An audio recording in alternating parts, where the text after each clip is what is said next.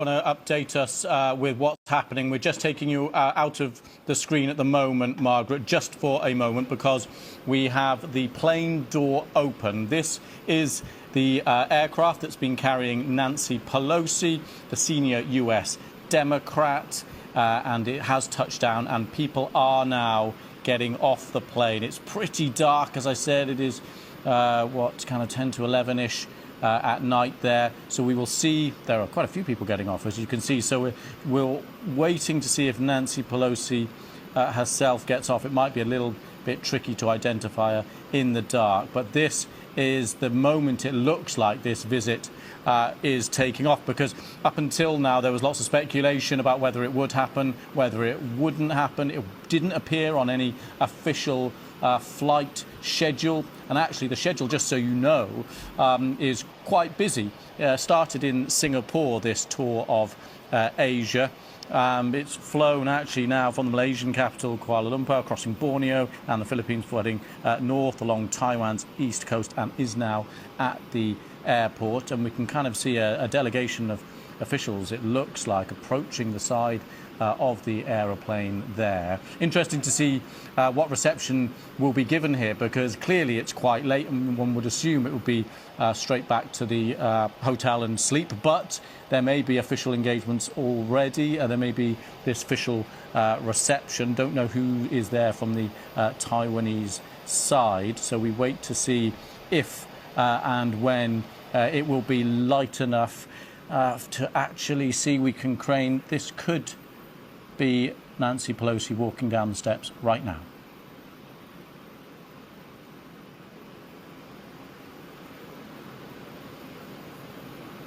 So Nancy Pelosi there, getting to the bottom of the steps, it seems, and being met there. You can see the flash bulbs of cameras, which could be helpful for us to try and see something. But a huge moment, this. Nancy Pelosi, a Democrat, and her own President Biden, a Democrat, would rather this visit wasn't going ahead at this time.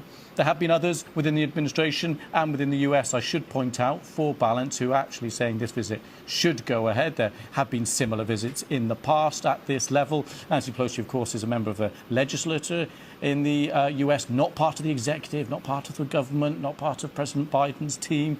This isn't an official, if you like, diplomatic trip in that sense.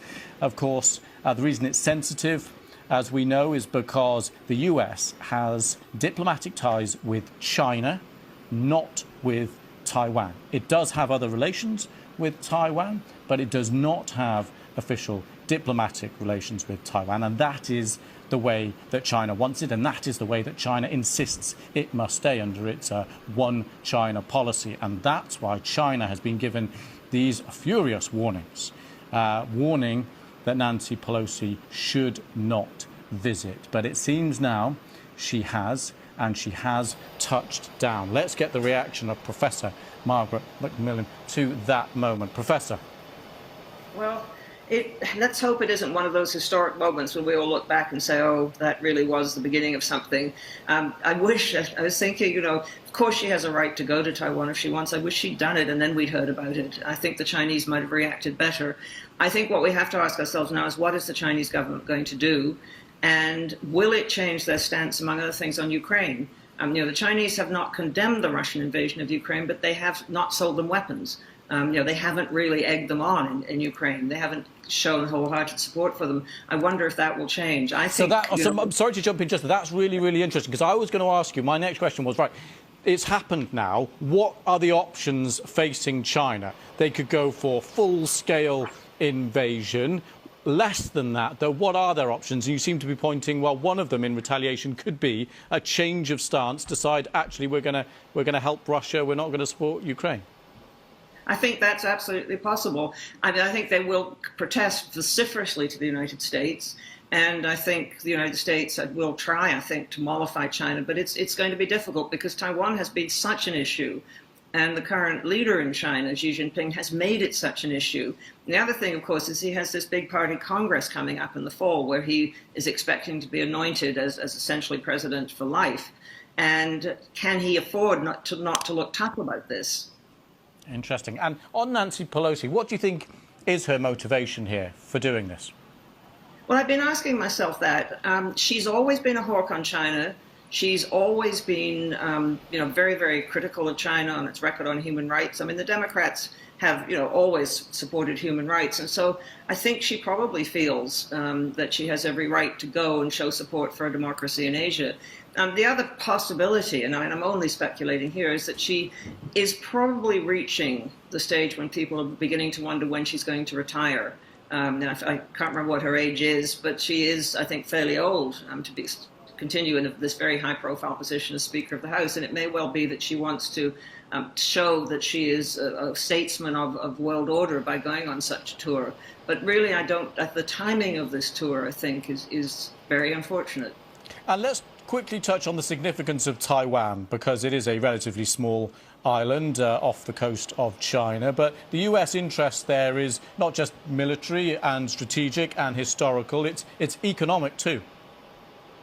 Well, Taiwan is one of the great producers of microchips, and China is of course, and one of the things that's been slowing down Western economic growth recently has been the difficulty in getting microchips. Anyone who's trying to buy a new car will be aware of that, or a lot of consumer equipment. And so I think Taiwan is very important in the supply chain for high tech. And it's also, I think, important as a symbol of American determination to remain a Pacific power. And if the Americans back down over Taiwan, what does that say to the Japanese? What does that say to the Vietnamese? What does that say to the South Koreans? So Taiwan represents more than just a small island or smallish island. And what do you think we're going to hear now from the US? Because we've heard those warnings from China. Now the visit has happened. We wait to see the response of China, whether that's in words or in actions. But then we will inevitably be asking the White House and authorities in the US, and what will be their response now? I think the American administration is in a very difficult position. I mean, can they afford to disown their Speaker of the House of Representatives, and someone who has been in politics a very long time and is widely seen as a leading Democrat? For them now to condemn her for doing this